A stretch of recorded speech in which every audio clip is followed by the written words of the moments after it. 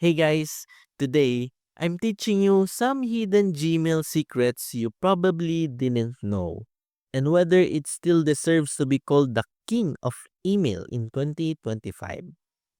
Gmail remains on top because beyond its clean interface and spam protection, it hides powerful features like confidential mode for sending expiring emails, custom filters, and labels to organize your inbox automatically, templates for faster replies, email scheduling for perfect timing, search operators to instantly find any messages, and the ability to undo sent emails within a few seconds, all while syncing across devices and integrating deeply with Google's ecosystem.